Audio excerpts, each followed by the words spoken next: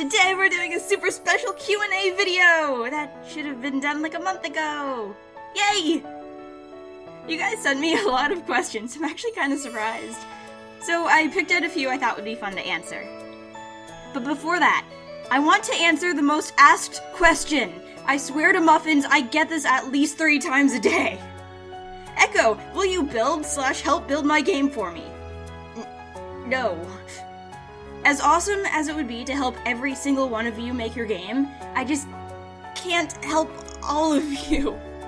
There's one of me and a lot more of you. Plus, making my own game and managing a YouTube channel kinda takes a lot of time.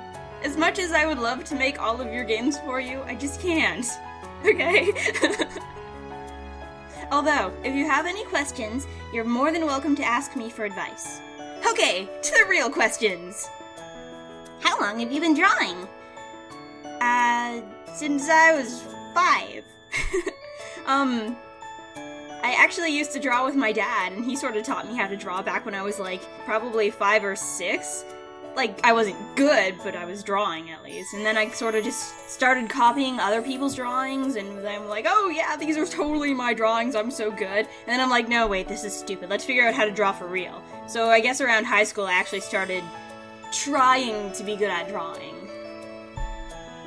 But I only started getting serious about trying to get better at drawing the last few years, I'd say. I'd love to hear 3 of your favorite RPGs. And what possible RPG may have given you the strongest motivation to start making your own? This is so easy. My 3 favorite RPGs right now, probably, are FF9, which is always my favorite RPG, Bravely Default, and Undertale. Isn't everyone's favorite RPG Undertale right now? As for what possible RPG may have given me the strongest motivation to start my own, that's easy. FF9, hands down. That game was my inspiration for, like, everything I did for the longest time. That and the Higurashi anime. But they just... I liked their storytelling. I liked that it was... that it had really fun characters, but it was also really dark, and that's what I love in games. When you have all this fun going on, and then it's like, you know, doom, despair, death. But in a fun way. Another part to this question is, also, do you wish for RPG making as an end goal or just a passion to have beside you during your life?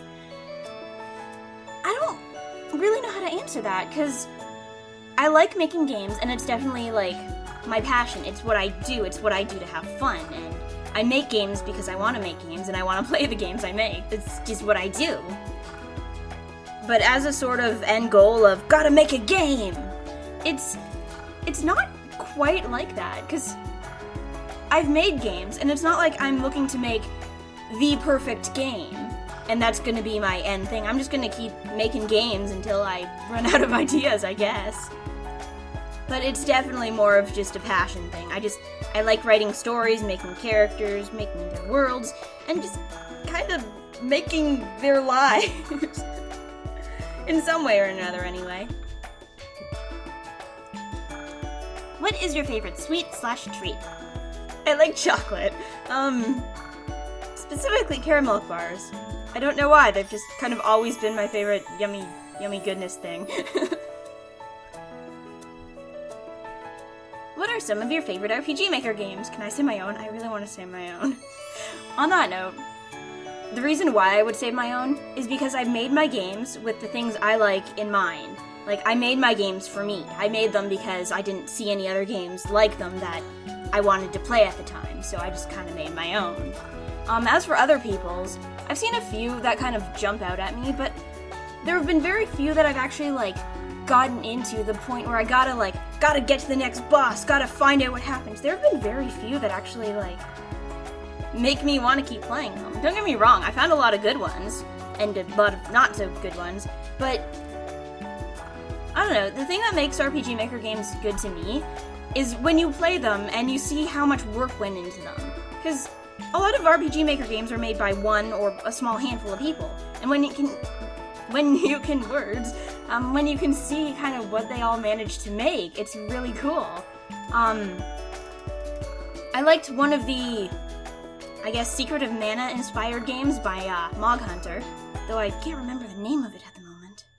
And I also recently saw this, like, Harvest Moon-esque game on Steam, and I'm not a super huge fan of Harvest Moon. Like, the games are fun, but they're, like, not something I can binge play, I guess. But it was just really neat to see all they did, and I like that in RPG Maker games. I like when I can see what they do with things. It's really neat. Is this your final form? No, I'm actually a lollycat with, like, magical girl powers and the magical powers to change the universe. Do you like Undertale? Yes, I like Undertale. Is there anyone who's not addicted to Undertale right now? Like, I just see so much Undertale stuff, and the game is good, and the game is great, and the game is very smart, and that's what I like about it. Like, the characters are great, it gets you super attached to them, and it does this in a really simplistic way, and that's great.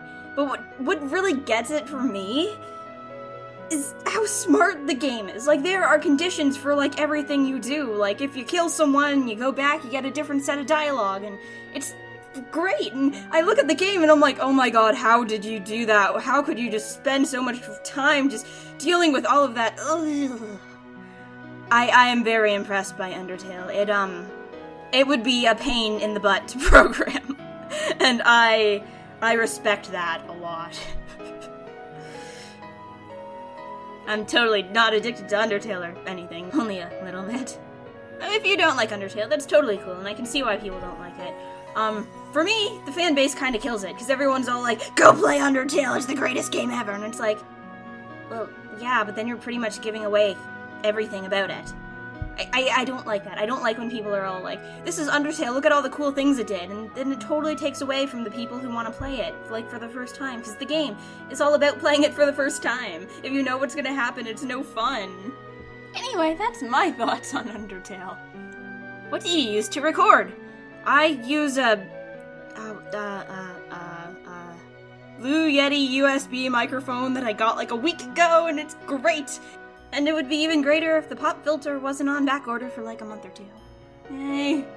As for video recording, like screen capture, I use OBS, though it's giving me issues on Win 10 and I don't know how to fix it. Ugh. But yeah, I use Open Broadcaster, and it's great when it works. Could you maybe do a general RPG art tutorial? And how old were you when you started making games, and how long have you been doing it? As for an art tutorial, I'm not really sure the best way to go about that, because I do things weird when it comes to game art. I do things in my own style, and I do it very me.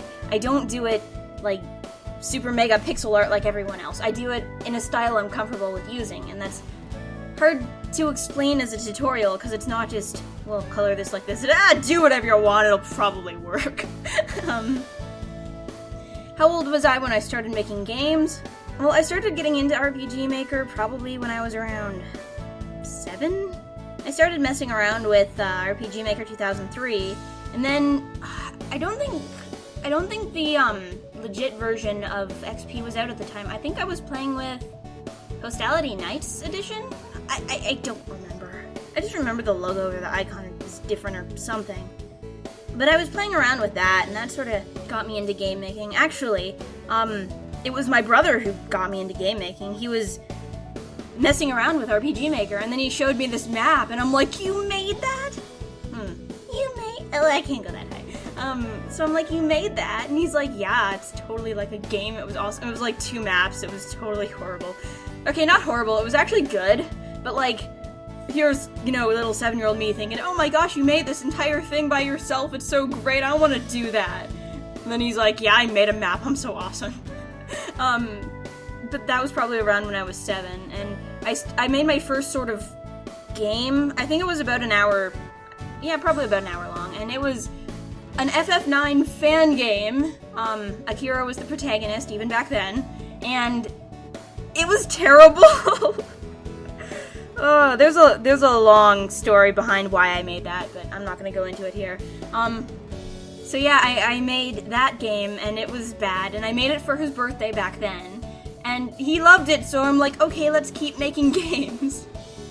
On average, how long do you spend playing other video games aside from your own, And how much time per day/week do you spend developing your games? As for playing video games, it depends on if I'm into something. Like, if I'm into something, I'll breathe it, I'll live it. I'll play it constantly until I'm, I guess, bored with it or I finish it. Like, if I'm into something, I'll just straight binge play it for days, unless I have other things I need to do first. But if I'm not, I won't touch a game for, weeks until I'm addicted to something again. I think the last thing I binge played was probably Undertale. We finished the pacifist run, and that was a 3-day thing, just because we didn't have enough time to play it, but besides that, I can't remember the last game I actually played, besides playing game demos for the channel, that is. As for how much time I spend developing my own games, it varies. It really depends on how much free time I have, and it hasn't been a lot lately.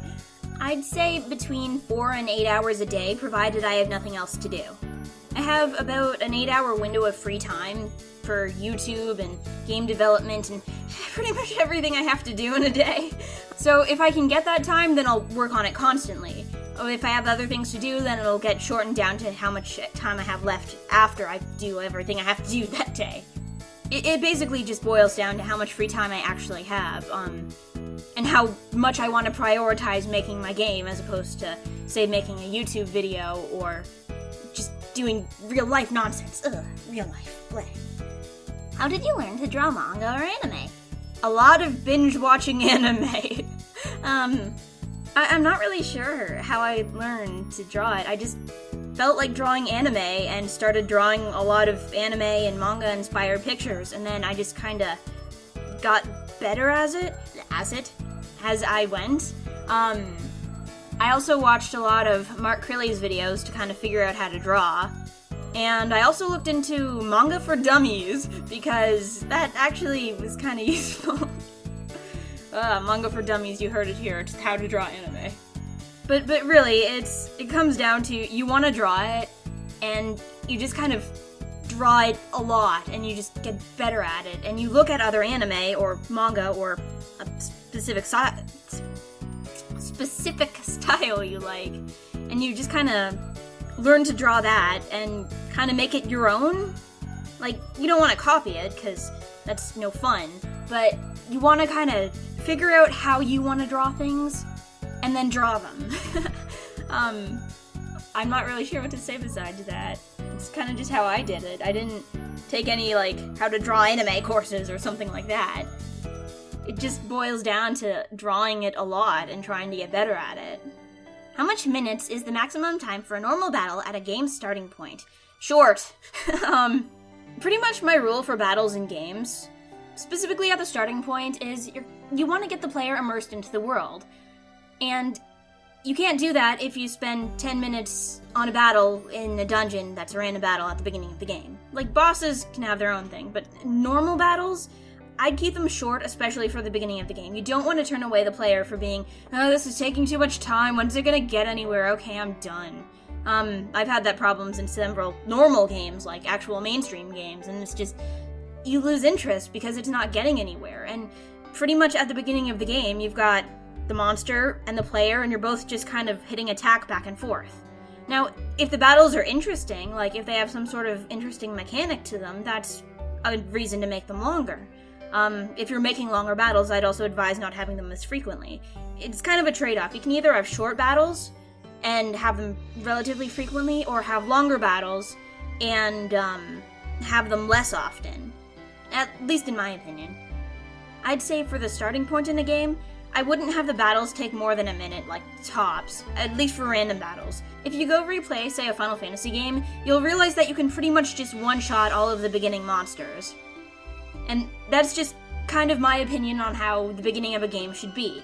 Now, those obviously it's not like a steadfast rule, but you want to get the player immersed into the game and into the world, and you don't want to bog them down with boring battles that just take too long for them to get into it. But that's what I think. Who would win in a fight? A band of gorillas or the band The Gorillas? I'm gonna go with a band of gorillas, because that sounds a lot more fun. What do you look like in real life? I look like this chibi I keep showing anywhere, except slightly tall, well, not really much taller, I'm like a total shrimp. But basically, this is what I look like. Not that it matters, I'm doing RPG Maker tutorials. What does it matter what I look like? I'm a cute girl, let's go with that. Favorite anime? Higurashi no Naku Koro ni. Or for you people that don't like Japanese words, Higurashi when they cry. It's an anime about friendship and hope and perseverance and brutally murdering all of your friends. Yep. Favorite food? I like chili cheese fries and pizza. Everything else is kind of just below that tier. The chili cheese fries is definitely the way to go with food. How do you not lose motivation while making your games? I gotta say, it's actually pretty tough depending on the length of your game. GM1 was made in the span of 2 months, so I didn't really have time to be like, oh, this game isn't good, I can't make it. I had a goal, I had a deadline, and I had to stick to it or it wouldn't get done. And I needed it to get done. I was making it for a specific date. I had a deadline. I did blah, blah, blah, blah, words. But in the case of GM2, I made it over the course of like 2 or 3 years, and at that time I was working full-time, I had real-life stuff to deal with, I had a whole bunch of life changes going on, and I'm just like, I don't have time to make this game. But I still sat down almost every day to work on something with it, whether it was mapping, or art, or any of the graphics, or picking songs for it, just any little bit that I could do. I'd also say thinking about it a lot. For me, when I was at work or something, I just think about it in the back of my head, and whenever I came up with something, I'd jot it down, I'd write a note about it, so when I had free time, I could actually implement whatever idea I had, whether it was plot, or sometimes I'd write out entire scenes if I happened to be on a break. And I just continuously think about it, think about what I could make better, what could be cool to do, just any little thing. And that sort of motivates you to want to work on it, to do better with it, and try. I'd also say to keep your motivation high on whatever you're doing, you've really got to love what you're doing. Like, you can't just be, oh, I'm gonna make a game and it's gonna be great and I'll get to it eventually. You gotta kind of force yourself to be into it. Like, not force yourself and like, oh, I don't want to make this game, but I'm gonna make it anyway. You gotta enjoy it, I guess. And you gotta really try to make it what you want it to be. Basically, just love what you're doing and know that it's what you want to be making. And if it's not, well, do something else until you get something that you want to make. Is there any time you won't be looking for people's demos to do Let's Plays in? You know, I've been meaning to start those up, and I sort of did, but then my recorder, broke the universe! I don't know why. It's having issues recording long videos. Tutorials are fine because I can do those in bits, but when I'm playing a long demo, I'm not going to stop every 15 minutes and be like, okay, my recorder's still working? Okay, good. And I don't know how to fix it right now. As for you guys sending me them, yeah, feel free. I've got a nice little collection in my inbox. I'm just not sure when I'm going to get a chance to play them, because it's really not fun when you record like an hour and a half demo, and then you're looking through the footage and the recorder kind of just broke halfway through. The audio still works, but the video's stalled for the rest of it, and I'm not sure why it's doing that. I've had this problem before, mostly when I'm recording Photoshop stuff, but I don't know why it's doing it with MV games now. I'll get back to it, I just need to fix my recording program. But anyway, you can keep sending me them and I'll play them when I can. Why are you so good at RPG Maker? I suck, but your tutorials help. Well, I've been doing this since I was 7. Mind you, I didn't actually get good until... well, I wouldn't say good, but I didn't start really figuring things out till I was probably 13. And I didn't really... I wouldn't have been able to explain it to anyone.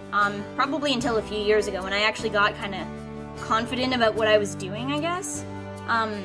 So just play around with the program a lot, and figure things out, and have fun with it, and you'll get to the point where you know everything about it.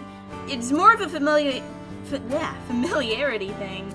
I've been playing with them since 2003, and you pretty much, once you know one, you can kind of get the gist of all the other ones, and then you kind of know how they all work. Once you get the basics down, RPG Maker is super simple.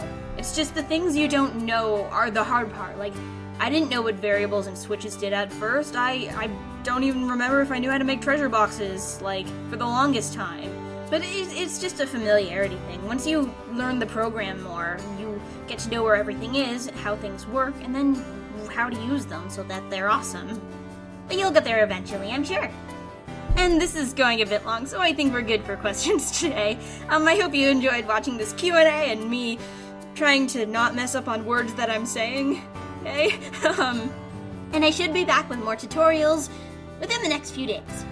Anyway, thanks for watching, and I wanted to thank you all for the super awesomeness of 5,000 subscribers. Like, isn't that amazing? Anyway, thanks for watching, and I'll see you next time, gamers!